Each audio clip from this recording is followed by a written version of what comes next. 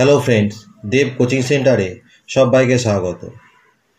আজ তোমাদের জীবন মুখোপাধ্যায়ের লেখা দশম শ্রেণীর ইতিহাস বই থেকে বড় প্রশ্নোত্তর নিয়ে আলোচনা করব। দেখো, আজকের প্রশ্ন,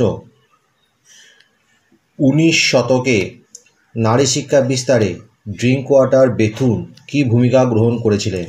এর উত্তরে ভূমিকা বলে পয়েন্ট দেবে, লিখবে 19 শতকে বাংলায় পাশ্চাত্য শিক্ষা বিস্তারে যে সকল উদারমনস্ক ইংরেজ গুরুত্বপূর্ণ ভূমিকা গ্রহণ করেন তাদের মধ্যে অন্যতম ছিলেন জন এলিয়ট ড্রিঙ্কওয়াটার বিটন বা বেথুন সাহেব। শিক্ষা প্রসারে, বিশেষত নারী শিক্ষা বিস্তারে ও পাশ্চাত্য শিক্ষার বিস্তারে গুরুদায়িত্ব গ্রহণ করেন। মাতৃভাষার গুরুত্ব বলে পয়েন্ট দেবে, লিখবে রাজা রামমোহন রায় এর মতো মনীষী ইংরাজি শিক্ষার পক্ষে বক্তব্য রাখলেও বেথুন সাহেব গ্রাম বাংলার সাধারণ শিক্ষার্থীদের মধ্যে মাতৃভাষার জনশিক্ষার প্রসারে গুরুত্ব দেন। মাতৃভাষার মাধ্যমে আধুনিক পাশ্চাত্য শিক্ষা প্রসার ঘটানো সম্ভব বলে তিনি মনে করেন। নেক্সট পয়েন্ট দেবে নারী শিক্ষা বলে, লিখবে 19 শতকে ভারতের নারী শিক্ষার প্রসারে বেথুন সাহেব ছিলেন অগ্রগণ্য। তিনি বাংলার মেয়েদের মধ্যে পাশ্চাত্য শিক্ষার প্রসারের উদ্দেশ্যে রামগোপাল ঘোষ, দক্ষিণরঞ্জন মুখোপাধ্যায়, ঈশ্বরচন্দ্র বিদ্যাসাগর প্রমুখের সঙ্গে যোগাযোগ করেন। পরে পয়েন্ট দেবে স্ত্রী শিক্ষায় জনমত গঠন, লিখবে বেথুন স্কুল প্রতিষ্ঠার পাশাপাশি নারী শিক্ষার উদ্দেশ্যে বহু নারী মহিলা জনমত গঠনে ব্যাপকভাবে উদ্যোগী হন।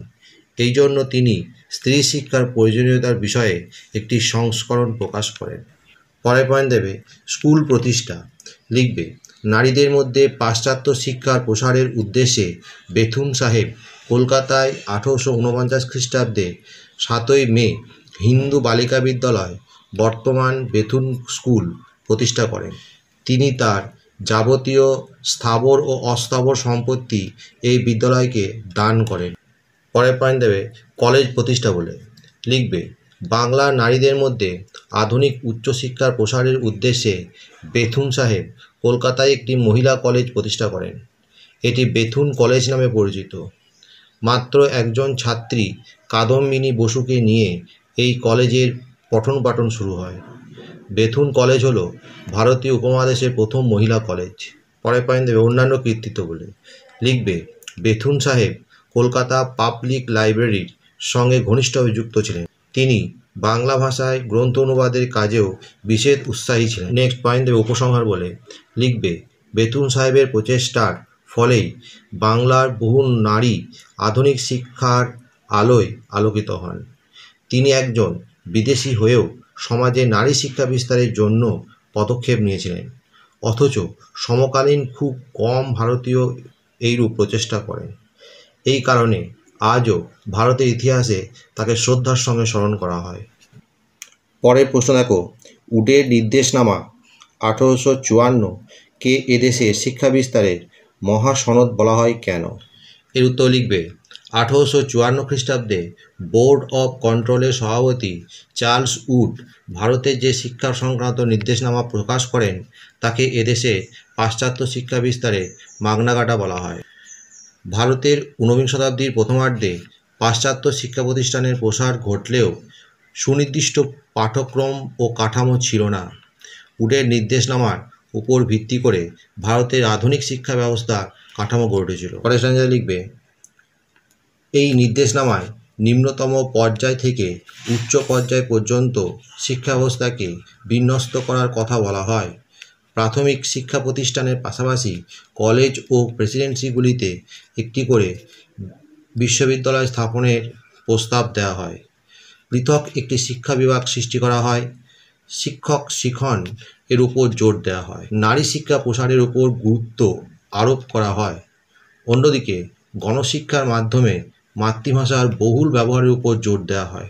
উডের নির্দেশনামার উপর ভিত্তি করে প্রত্যেক প্রদেশে জনশিক্ষা দপ্তর স্থাপন করা হয়। 1857 খ্রিস্টাব্দে কলকাতা, বোম্বাই ও মাদ্রাজে 3টি বিশ্ববিদ্যালয় প্রতিষ্ঠা করা হয়। পরের প্রশ্ন দেখো, শ্রী রামকৃষ্ণদেবের সর্বধর্ম সমন্বয়ের আদর্শ ব্যাখ্যা করো। এর উত্তর লিখবে খ্রিস্টান মিশনারিদের আক্রমণে যখন হিন্দু সমাজ আক্রান্ত, যখন দলে দলে ইংরাজি শিক্ষিত যুবকেরা হিন্দু ধর্মের প্রতি শ্রদ্ধা হারিয়ে খ্রিস্ট ধর্ম বা ব্রাহ্মণ্য ধর্মের প্রতি আন্তরিক দেখাচ্ছে, সেই সংকটময় পরিস্থিতিতে আবির্ভূত হন শ্রী রামকৃষ্ণ পরমহংসদেব। দক্ষিণেশ্বরের কালী সাধক এই পুরোহিত বিভিন্ন ধর্ম ও সাধন পদ্ধতির সঙ্গে পরিচিত হয়ে সর্বধর্ম সমন্বয়ের মহান আদর্শ তুলে ধরেছিলেন। নেক্সট পয়েন্ট দেবে সর্বধর্ম অনুশীলন বলে। লিখবে শ্রী শ্রী রামকৃষ্ণ কালী সাধনা বিভিন্ন ধর্মের সাধন পদ্ধতি অনুসরণ করেছিলেন। যেমন তান্ত্রিক, তিনি এক ভৈরবীর কাছে তন্ত্র সাধনা করেছিলেন। পরের পয়েন্ট দেবে বৈষ্ণব বলে। লিখবে তিনি জটাধারী নামে রামায়িত সাধুর কাছে বৈষ্ণব ধর্মচর্চা করেছিলেন। পরের পয়েন্ট দেবে বৈদিক মার্গ। লিখবে তিনি আচার্য তোতাপুরীর কাছে বৈদিক মার্গ অনুসরণ করেছিলেন। এর ফলে তিনি সমাধি লাভের পথ খুঁজে পান। পরের পয়েন্ট দেবে ইসলাম। লিখবে তিনি ইসলাম ধর্মের দীক্ষিত গোবিন্দ রায়ের কাছে ইসলাম ধর্মসাধনা শেখেন। সন্ধ্যায় নামাজ পড়েন এবং আল্লাহ মন্ত্র জপ করেন। পরের পয়েন্ট দেবে খ্রিস্ট। লিখবে তিনি শম্ভুচরণ মল্লিকের কাছ থেকে যীশুখ্রিস্টের জীবনী ও ধর্মমত সম্বন্ধে শিক্ষা লাভ করেছিলেন। নেক্সট পয়েন্ট দেবে বুদ্ধ বলে। লিখবে তিনি বুদ্ধদেবকে ঈশ্বরের অবতার বলে শ্রদ্ধা ও পুজো করতেন। তিনি বলতেন যে বৌদ্ধ মতে ও বৈদিক জ্ঞান মার্গে কোনো পার্থক্য নেই। পরের পয়েন্ট দেবে জৈন। তিনি জৈন তীর্থঙ্করদের এবং বিশেষ করে মহাবীরকে শ্রদ্ধা করতেন। তার ঘরে বিভিন্ন দেবদেবীর সঙ্গে যিশু ও মহাবীরের একটি পাথরের মূর্তি থাকত।